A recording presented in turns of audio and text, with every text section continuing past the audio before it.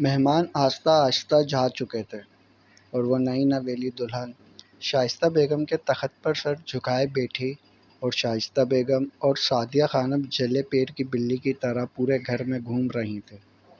ہائثم کو گئے 3 گھنٹے ہو گئے تھے اور اس کا موبائل نمبر بھی بن جا رہا تھا۔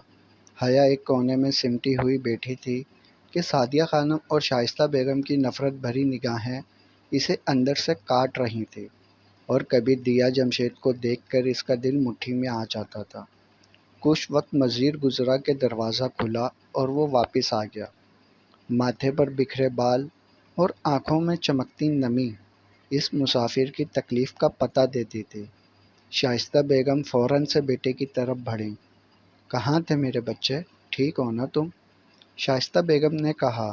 دیا جمشید نے جھکی گردن اٹھا کر اسے دیکھا، جو آج اس کا ہوا تھا لیکن وہ اس کا نہیں ہو سکا تھا۔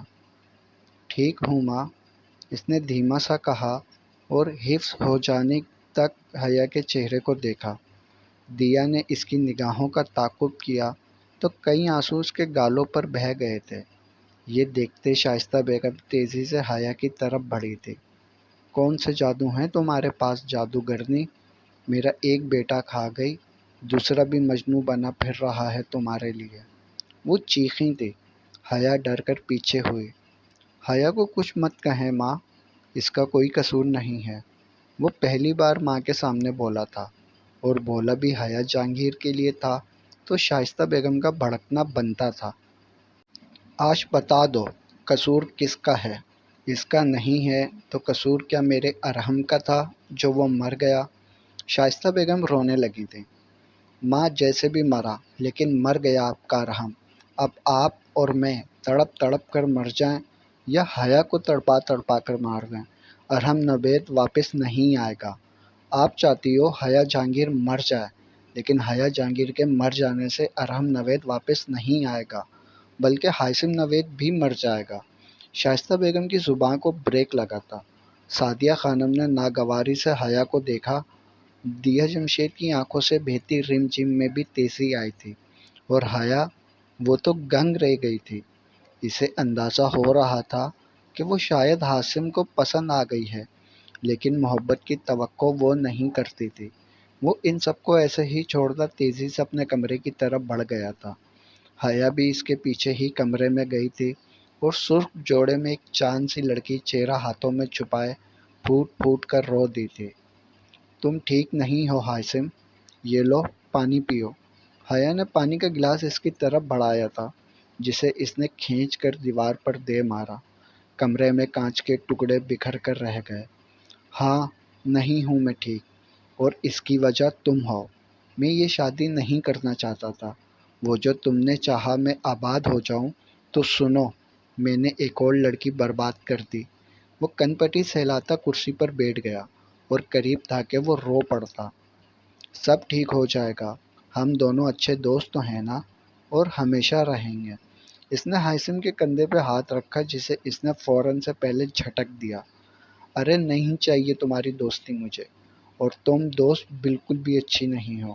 اگر تم اچھی دوست ہوتی تو اتنے سالوں سے اپنے دوست کی آنکھوں میں پنپتے محبت کے ہزار رنگوں کو دیکھ لیتے، لیکن تم نے تو کبھی یہ بھی نہیں پوچھا کہ سنو ہائثم، تمہیں کسی سے محبت تو نہیں؟ تمہیں مجھ سے محبت ہے؟ تمہیں اپنے باپ جیسے بھائی کی قاتلہ سے محبت ہے؟ کیا تمہیں حیا جہانگیر سے محبت ہے؟ اس نے سوال کیا تھا اور ہائثم کی سانسیں اس سوال پر رکی تھیں اور نگاہیں بس اس چہرے سے ہو کر روئی تھیں۔ ہاں مجھے تم سے محبت ہے، اور بہت محبت ہے، اس نے برملا اعتراف کیا تھا۔ حیا نے گہری سانس لی۔ وہ جو تمہارے اور میرے درمیان رشتہ ہے، کیا تم اسے آگے بڑھانا چاہتے ہو؟ اگر چاہتے ہو تو مجھے کوئی اعتراض نہیں، تم جو چاہو گے وہی ہوگا۔ وہ خلاف توقع اتنی آرام سے بولی کہ ہاشم نے ٹھٹک کر اسے دیکھا اور پھر دیکھتا ہی رہ گیا۔ حیا اس کی خاموشی سے مطلب اخذ کرتی دروازے کی طرف بڑھی اور دروازے کی چٹکی چڑھا دی۔ باہر کھڑی شائستہ بیگم اور سعدیہ خانم نے ایک دوسرے کو دیکھا تھا۔ دیا کسی ہارے ہوئے مسافر کی طرح لڑکھڑاتے قدموں سے اس کمرے کی طرف بڑھ گئی جسے آج کے دن سجایا گیا تھا اور صرف اس کے لیے سجایا گیا تھا۔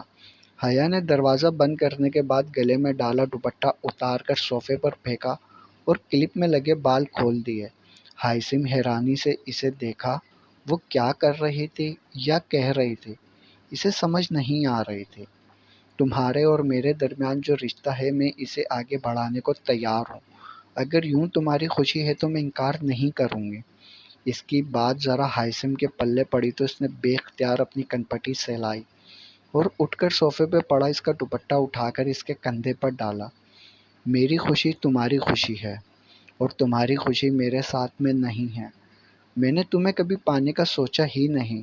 تم چلی جاؤ یہاں سے، تم عمر سلطان کے پاس چلی جاؤ۔ اسے کندھوں سے تھامے وہ کہہ رہا تھا اور وہ یکٹک اسے دیکھ رہے تھے۔ کیوں جاؤں میں؟ کیونکہ تمہارے ہوتے ہوئے میں اپنے نئے رشتے میں آگے نہیں بڑھ پاؤں گا۔ تم جاؤ یہاں سے۔ کچھ دن بعد بھول جاؤں گا تو دیا کے ساتھ ایک نئی زندگی شروع کر دوں گا۔ پھر کبھی زندگی کے کسی موڑ پر ملے تو دوستوں کی طرح ملیں گے۔ وہ اسے جانے کو کہہ رہا تھا۔ وہ ہر بات کو جانے دے کر اسے جانے کا کہہ رہا تھا۔ حیا نفی میں سر ہلاتی صوفے پر بیٹھ گئی۔ وہ یوں کیسے جا سکتی تھی؟ اگر جانا بھی چاہتی تو شائستہ بیگم اسے جانے نہ دیتی۔ دوسری صبح نوید ہاؤس میں ایک اور بھونچال لائی تھی اور وہ بھونچال تھا کشمالہ جہانگیر، جس کی گاڑی جب نوید ہاؤس کے گیٹ پر رکی تو زوردار ہارن سے پورا محلہ دہل اٹھا تھا اور اسی زوردار غصے کے ساتھ وہ نوید ہاؤس میں داخل ہوئی تھی۔ دھوپ سینکتی سعدیہ خانم اور شائستہ بیگم نے اسے آتا دیکھا تو ناک منہ چڑھا لیا، کیونکہ کشمالہ جہانگیر حیا جہانگیر سے بہت مختلف تھے۔ وہ کسی کا ادھار نہیں رکھتی تھی، نہ لحاظ کرتی تھی۔ حیا بکھرے گھر کو سمیٹنے میں لگی ہوئی تھی۔ جب اسے دیکھ کر حیران ہوئی تھی کہ اسے بھیجنے کے بعد وہ 2 سال تک یہاں آئی نہیں تھی تو آج کیوں آئی تھی؟ تمہیں کہا تھا میں نے حیا، ان لوگوں پر زیادہ مہربان نہ ہو۔ غریب لوگ ظرف کے بھی غریب ہوتے ہیں۔ شائستہ بیگم کی طرف وہ کینہ توز نظروں سے دیکھ رہی تھی۔ زبان سنبھالو لڑکی، شائستہ بیگم بھی چیخی تھی۔ ہائسم بھی کمرے سے باہر نکل آیا تھا۔ زبان سنبھال کر ہی تو رکھی ہوئی ہے، ورنہ جو 2 سال آپ نے میری بہن پر ظلم کیے ہیں، میں ان کا ایسا منہ توڑ جواب دیتی کہ آپ یاد رکھتی کہ کشمالہ جہانگیر بھی کوئی شے ہے۔ وہ بھی اسی انداز میں بولی تھی۔ اور جو تمہاری بہن نے ظلم کیا، اسے تم نے یاد نہیں رکھا؟ میرا کلیجہ چھلنی کیا ہے تمہاری بہن نے؟ میرے جگر کے ٹکڑے میرے بیٹے کو مارا ہے۔ انہیں کشمالہ اپنی منہ پھٹ طبیعت کے باعث بالکل بھی پسند نہیں تھی اور آج تو وہ انہیں اور زہر لگ رہی تھی۔ کشمالہ نے مسکراتے ہوئے کچھ سوچا اور پھر حیا کو ہاتھ سے پکڑ کر ان کے سامنے کر دیا۔ یہ سامنے کھڑی ہے حیا جہانگیر، آپ کے بیٹے کی قاتلہ۔ جان سے مار ڈالیں اسے اور پھر دیکھیں کیا آپ کا بیٹا لوٹ آیا ہے۔ کیا حیا جہانگیر کی موت سے ارحم نوید لوٹ آئے گا؟ نہیں آئے گا پھپھو، ارحم نوید واپس نہیں آئے گا۔ بلکہ اگر حیا جہانگیر مرے گی تو آپ کو پتہ چلے گا ارحم نوید اب پوری طرح سے مر گیا ہے۔ اور یاد رکھیے گا، اس بار ہائسم نوید مرے گا۔ حیا جہانگیر کی موت سے آپ ایک بیٹا اور چھین لے گی آپ کا۔ کچھ ہاتھ نہیں آئے گا آپ کے۔ وہ تھوڑا نرم پڑی تھی۔ شائستہ بیگم کا تو دل دہل گیا تھا اور ہائسم نے جانا کہ سچائی تو بس اسی ایک جملے میں ہے کہ حیا جہانگیر کے ساتھ ہائسم نوید بھی مر جائے گا۔ کشمالہ کیوں آئی ہو تم یہاں؟ پلیز جاؤ یار۔ حیا نے اسے کھینچا تھا مگر وہ ہاتھ چھڑا کر دیا کی طرف بڑھی اور سر تا پیر اس کا جائزہ لیا۔ سرخ لباس کی جگہ اب سادہ سا سوٹ تھا اور کندھے پر شال اوڑھ رکھی تھی، مگر آنسوؤں کے نقوش واضح تھے اور آنکھیں سوجی ہوئی تھی۔ تو تم ہو شائستہ نوید کی چہیتی اور نئی بہو؟ اپنی ساس کی طرح تم بھی تو نفرت بھر کر آئی ہوگی یہاں۔ محبت محبوب سے جڑی ہر شے سے محبت کرواتی ہے اور مجھے محبت ہے ہائسم نوید سے، بے تحاشا محبت۔ اور پھر ایک ایسی لڑکی سے نفرت کیسے کر سکتی ہوں جس سے میرا محبوب بے انتہا محبت کرتا ہے؟ میں تو حائثم کی محبت کا ادب کرتی ہوں اور اس سے بھی زیادہ حیا کا کرتی ہوں۔ اس کا لہجہ کشمالہ کی توقعات سے یکسر مختلف تھا۔ حیا کو اپنا آپ مجرم لگا تھا اور حائثم نگاہیں چرا کر رہ گیا تھا۔ کچھ سیکھ لیں اپنی بہو سے پھپھو۔ چلیں خیر، آپ سیکھتی رہیے گا۔ ابھی حیا پیکنگ کرو فٹافٹ، میں تمہیں اپنے ساتھ لے کر جاؤں گی۔ کشمالہ کی بات پر شائستہ بیگم کی آنکھوں سے انگارے نکلنے لگے تھے۔ حائثم نے نگاہیں جھکا دیں۔ کیوں جائے گی یہ؟ شائستہ بیگم نے کہا۔ کیونکہ کوئی منتظر ہے اس کا۔ خوشیاں منتظر ہیں حیا جہانگیر کی۔ وہ مسکرائی تھی۔ حیا کی آنکھوں کے سامنے عمر سلطان کا وجود گھوما۔ شائستہ بیگم نے رولا ڈال دیا اور پھر کشمالہ کے لاکھ کہنے پر بھی حیا جانے کو تیار نہیں ہوئی تھی۔ اس نے کہا تھا وہ اس گھر سے تب جائے گی جب سب مان لیں گے کہ وہ قاتلہ نہیں ہے۔ 2 ماہ بعد، وہ اوائل اپریل کے دن تھے۔ موسم کی ٹھنڈک کم ہو رہی تھی اور حدت بڑھتی جا رہی تھی۔ موسم بدل چکا تھا لیکن نوید ہاؤس کے حالات ویسے ہی تھے۔ نہ کچھ بدل سکتا تھا اور نہ ہی بدلا۔ حائثم اپنے اور دیا کی شادی کے دوسرے دن ہی واپس اسلام آباد چلا گیا اور اب پورے 2 ماہ بعد لوٹا تھا تو ویسا ہی تھا، دیا کے لیے سرد اور حیا کو نم آنکھوں سے دیکھتا ہوا۔ دیا ان 2 ماہ میں ویسی ہی ہو گئی تھی جیسی کہ حیا تھی، سوگ زدہ سی، کیونکہ وہ سہاگن ہو کر بھی سہاگن نہیں تھی۔ اور اس کا رویہ حیا کے لیے حیرانی کا باعث تھا، کیونکہ حیا کے ساتھ وہ نہ لڑی تھی اور نہ ہی روایتی سوکنوں والی چپکلش پالی تھی، بلکہ وہ خاموشی سے اس کے کام بانٹتی رہتی تھی یا کام کرتی ہوئی حیا کو یکٹک دیکھی جاتی تھی۔ آج بھی حیا دھوئے ہوئے کپڑے تار سے اتارنے کے بعد تخت پر بیٹھی طے کر رہی تھی۔ جب اس نے خود پر نظروں کا حصار محسوس کیا تو جان لیا کہ آج بھی دیا جمشید اس کے چہرے کو تک رہی ہے۔ اس کا یہ تکنا حیا کو کبھی کبھار الجھا دیتا تھا کہ جانے دیا اس کے چہرے پر کیا کھوجتی رہتی تھی اور پوچھنے پر سر جھٹک کر مسکرا دیتی تھی۔ کیا میں آج سوال کر لوں تو کیا مجھے آج میرے سوال کا جواب ملے گا؟ اس نے مسکرا کر دھیمی سی آواز میں پوچھا۔ آپ کا چہرہ دیکھتی ہوں تو محبت کو دیکھنا چاہتی ہوں جو صرف آپ کے چہرے پر روشن ہے۔ کتنی خوش قسمت ہونا آپ کہ حائثم نوید آپ سے محبت کرتا ہے۔ ہائے، اس لہجے میں کتنی حسرت تھی۔ دیا کی آنکھیں ڈبڈبائیں کہ وہ جو دیا کو خوش قسمتی لگ رہی تھی وہ اس کے نزدیک بدقسمتی تھی۔ مت دیکھا کرو میرے چہرے کو، لگتا خوبصورت ہے مگر بڑا بدصورت ہے، لگتا خوش قسمت ہے مگر بڑا بدقسمت ہے۔ محبت بھی کتنی عجب شے ہے نا کہ کسی کے لاڈ اٹھانے کی چاہ رکھنے والا کسی کو آنکھ اٹھا کر بھی نہیں دیکھتا۔ نہیں حیا، آپ بدقسمت نہیں ہو۔ ارحم بھائی آپ کے لیے مر گئے تو عمر سلطان آپ کے لیے زمانے سے لڑ گیا اور حائثم نوید جان ہتھیلی پر رکھ کر آپ کو پیش کرتا ہے۔ بھلا محبت جس پر مہربان ہو وہ بدقسمت کیسے ہو سکتا ہے؟ اس کے اپنے دکھ تھے، حیا کے دکھ سے کوسوں دور۔ طنز کر رہی ہو؟ اس کا حسرت بھرا دکھ حیا کو طنز کی آمیزش لیے ہوئے لگا تھا۔ نہیں، میں تو آپ پر رقص کر رہی ہوں۔ اس نے نفی میں سر ہلایا تھا۔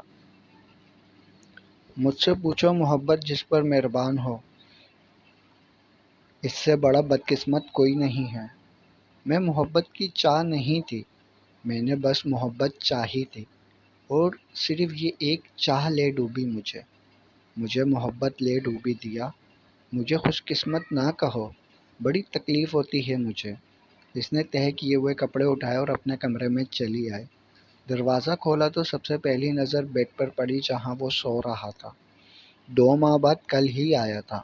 کمرے میں پنکھا پوری رفتار سے چل رہا تھا۔ حیا نے کپڑے الماری میں رکھے اور اس کے سرہانے جا کھڑی ہوئی۔ وہ پرسکون سا سو رہا تھا اور جب جاگتا تھا تو بڑا بے چین نظر آتا تھا۔ محبت کا تکون سب کو برباد کر گیا تھا۔ کوئی نم آنکھیں لیے ہائسم کا منتظر تھا تو ہائسم کی نگاہیں اس کے گرد گھومتی رہتی تھی۔ وہ کمرے کا دروازہ بند کرتی پلٹ گئی تھی۔ رات اپنی تمام تر تاریکیوں سمیت شاکلہ پر اتر چکے تھے اور نوید ہاؤس کے کچن میں حیا اور دیا کام میں مصروف تھیں۔ شائستہ بیگم تخت پر براجمان ٹی وی دیکھنے میں مگن تھے۔ ہائسم کہیں باہر گیا ہوا تھا۔ حیا اور دیا نے کھانا بنا کر شائستہ بیگم کے تخت کے آگے دسترخوان پہ رکھا اور اب دونوں کھانے کے برتن لا لا کر رکھ رہی تھیں۔ حیا جگ میں کولر سے پانی ڈال رہی تھی کہ جب ہائسم گھر کے گیٹ سے اندر داخل ہوا۔ اس کے ہاتھ میں کچھ انویلپ جیسا تھا اور چہرے پر پریشانی اور سوچ کی لکیریں ایک ساتھ نمایاں ہو رہی تھیں۔ حیا نے اس کے پرسوچ چہرے اور پریشان چال کو دیکھا تو کچھ پل کے لیے پریشان ہو گئی۔ ہائسم بنا کسی کی طرف دیکھے سیدھا کمرے میں گیا اور جب وہ واپس آیا تو حشاش بشاش تھا اور خالی ہاتھ تھا۔ خاموش ماحول میں چاروں نے کھانا کھایا اور اس کے بعد جیسے ہی حیا دسترخوان سے برتن سمیٹنے لگی، اسے ہائسم کی آواز آئی، حیا ذرا میری بات سنیں۔ وہ کہہ کر اپنے کمرے کی طرف بڑھ گیا۔ میں دسترخوان سمیٹ کر آتی ہوں۔ آپ جاؤ حیا، میں سمیٹ لوں گی۔ دیا کی نم آواز اس کے کانوں میں پڑی تھی۔ اس نے گہری سانس لی اور ہائسم کے پیچھے ہی چلی گئی۔ وہ کمرے میں داخل ہوئی تو دیکھا کہ وہ کمرے میں ٹہل رہا تھا اور ہاتھ میں وہی کچھ دیر پہلے والا انویلپ تھا۔ حیا کو دیکھ کر جیسے اس نے زبردستی مسکرانے کی کوشش کی تھی۔ اس کا ہر انداز بتا رہا تھا کہ کچھ بات ہے جو ہائسم کو پریشان کر رہی ہے اور وہ کہہ بھی نہیں پا رہا۔ حیا نے کچھ پل اس کے بولنے کا انتظار کیا اور پھر اس کے چہرے سے جھلکتی ہر پریشانی کو پسے پیسٹ ڈال کر دیا کا کاسا لیے سامنے ہوئی تھی۔ تمہیں پتہ ہے تم 2 ماہ بعد آئے ہو۔ 2 ماہ سے میں تمہاری شکل دیکھنے کو ترس گئی ہے۔ تم سے شادی کے بعد میں 1 سال بعد آیا تھا، کیا تم بھی میری شکل دیکھنے کو ترس گئی تھی؟ وہ الٹا سوالیہ ہوا تھا۔ مجھے اور دیا کو کمپیئر نہ کرو، وہ تم سے محبت کرتی ہے، وہ ذرا غصے سے بولی تھی۔ یہی تو کم بخت محبت کا مسئلہ ہے، ہمیں جس سے ہوتی ہے اسے ہم سے محبت نہیں ہوتی۔ دیا کی آنکھوں سے بہتا دکھ ہائسم کے لہجے سے جھلکنے لگا تھا۔ وہ تمہاری بیوی ہے، تمہاری ماں کی پسند سے آئی ہوئی ہے، کسی کا نہیں آئی وہ۔ حیا نے دیا کی وکالت کرنی چاہی تھی، اسے دیا کا دکھ پریشان کرتا تھا۔ تم بھی بیوی ہو میری، میری پسند ہو تم، اور وہ جو ایک دوسری آئی ہے نا، وہ میرے دل کے قتل کے بدلے آئی ہے۔ عجیب دکھ سے ذرا سا انسان بدل دیتے تو ایک جیسے تھے۔ نکلو تم کمرے سے، حیا نے 2 ٹوک انداز میں کہا تو وہ حیرانی سے اسے دیکھنے لگا۔ کیا؟ میں نے کہا نکلو میرے کمرے سے اور باہر جا کر تخت پر بیٹھو۔ ابھی وہ چائے بنا کر دے گی تو پی کر اس کے کمرے میں چلے جانا، اور جب تک یہاں ہو میرے کمرے کے پاس بھی نظر نہ آؤ مجھے۔ وہ سخت لہجے میں بولے۔ اچھا چلا جاتا ہوں، پہلے کچھ دکھانا ہے تمہیں، دیکھ لو پھر چلا جاؤں گا، کیونکہ اس کے بعد تمہیں رونے کے لیے تنہائی درکار ہوگی۔ اس نے انویلپ کھولا تو اس کے اندر سے لکڑی کا بنا ہوا ایک خوبصورت کارڈ نکلا۔ حیا نے ناسمجھی سے اس کے ہاتھ میں موجود کارڈ کو دیکھا، جسے اس نے کھول کر حیا کی طرف بڑھا دیا۔ حیا نے ناسمجھی سے اسے پکڑا، لیکن پھر اس کا ہاتھ کانپا تھا اور آنکھیں ساکت ہوئی تھیں کہ اس پر لکھے لفظ کاٹ کر لے گئے تھے اسے، کشمالہ جہانگیر ویڈنگ ود عمر سلطان۔ وہ لڑکھڑائی تھی اور پھر اس کے ہاتھ سے کارڈ چھوٹ کر کارپیٹ پر جا گرا۔ آنکھوں کے سامنے یکدم اندھیرا چھانے لگا تھا اور دماغ میں ماضی انگڑائی لے کر اٹھنے لگا تھا۔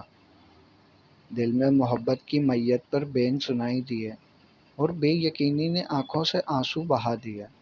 اس نے پھٹی پھٹی آنکھوں سے ہائسم کی طرف دیکھا، جس کی اپنی آنکھیں حیا کی تکلیف پر نم ہو رہی تھیں، لیکن حیا کو یہ سب سہنا تھا، خود ہی برداشت کرنا تھا۔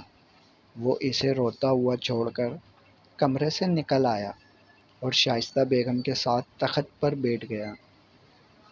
دیا اسے چائے کا کپ پکڑا کر حیا کے کمرے کی طرف جانے لگی تو اس نے روک دیا۔ وہ اس وقت چائے پینے کی پوزیشن میں نہیں ہے۔ دیا سمجھی نہیں تھی، وہ ابھی تھوڑی دیر پہلے ٹھیک تھی، تو اچانک پوزیشن خراب کیوں ہو گئی؟ اسبات میں سر ہلاتے وہ چائے لیے واپس کچن میں چلی گئی اور ہائسم کی نگاہیں دروازے پر ٹھہر گئیں۔ وہ وہاں بیٹھے ہوئے بھی جان سکتا تھا کہ اندر وہ ہچکیوں سے رو رہی ہے۔ محبت سے ہوئی نفرت ہے تیری بے وفائی سے، شکستہ دل ہوا میرا ہے تیری یوں جدائی سے۔ نہیں ہے حوصلہ مجھ میں کسی سے اب محبت کا، کہ ڈرتا ہوں میں دوبارہ کسی بھی چک ہنسائی سے۔ جسے اپنا بنایا تھا بڑا ہی بے وفا نکلا، ارادہ ہی نہیں بدلا اس نے میری دہائی سے۔ مجھے تیری محبت پر کبھی بھی شک نہیں گزرا، مگر وہ جھوٹ تھا سارا جو بولا تھا صفائی سے۔ چلو اب جان چھوٹی ہے ہوئے آزاد بندھن سے، یہ آزادی ہے بہتر محبت کی گدائی سے۔ وہ گھٹنوں میں سر دیے کب سے ایک ہی پوزیشن میں بیٹھی تھی، آنکھوں سے بہتا سمندر خشک ہو چکا تھا، اور اب اسے وہ تمام وعدے یاد آ رہے تھے جو اس سے کیے گئے تھے۔ عمر سلطان نے کہا تھا، حیا تم سے بچھڑوں گا تو مر جاؤں گا، اور کیا ہی سچ کہا تھا، مجھ سے بچھڑ کر میری ہی بہن پر مر مٹے۔ اس کی سرگوشیاں کمرے میں گونج رہی تھیں، اور مجھے آ کے دیکھو، میں زندہ تو ہوں مگر کیسی حالت میں، ایک سانس لیتے وجود میں مر چکے دل کے ساتھ ہوں میں، اور تم جو کہتے تھے تم چھوڑو گی تو خودکشی کر لوں گا، اور اب تم نے مجھے ہی مار ڈالا ہے۔ میں لڑ رہی تھی حالات سے کہ یہ کبھی تو سازگار ہوں گے اور ہم ملیں گے، لیکن تم نے تو اچھے وقتوں کا انتظار ہی نہیں کیا، تم نے اپنے لیے اچھا وقت خرید لیا۔ اس کی دھیمی آواز پل بھر کو اونچی ہو جاتی اور پھر وہ دوبارہ آہستہ آہستہ شروع ہو جاتی۔ اس کو صدمہ پہنچا تھا، اس کو شوق لگا تھا کہ بھلے وہ عمر سلطان کی نہیں تھی، لیکن ایک مان تھا کہ عمر سلطان اس کا ہے، لیکن اب یہ مان بھی ریزہ ریزہ ہوا تھا، اور ساتھ وہ بھی بکھر گئی تھی۔ اس کی گڈی گڈی سی سسکیاں ساری رات کمرے میں گونجتی رہیں۔ وہ ایک کمرے کے فاصلے پر وہ بھی ساری رات سو نہیں پایا تھا۔ شائستہ بیگم کے تخت پر لیٹا وہ رات بھر اس کی سسکیوں سے بے چین رہا تھا، لیکن وہ اسے جا کر چپ نہیں کروانا چاہتا تھا۔ وہ اسے سارے دکھ آنسو بہا دینا چاہتا تھا کہ وہ ہمت پکڑے، اور اس ہمت کے ساتھ وہ کشمالہ جہانگیر اور عمر سلطان کی شادی میں شریک ہو۔ جاری ہے بقیہ اگلے پارٹ میں۔ تمام پارٹس پڑھنے کے لیے چینل کو سبسکرائب کریں اور ویڈیو کو لائک ضرور کریں۔ اس ناول کے پچھلے تمام پارٹس چینل کی پلے لسٹ میں موجود ہیں، اور آنے والے پارٹس بھی چینل کی پلے لسٹ میں ایڈ کر دیے جائیں گے۔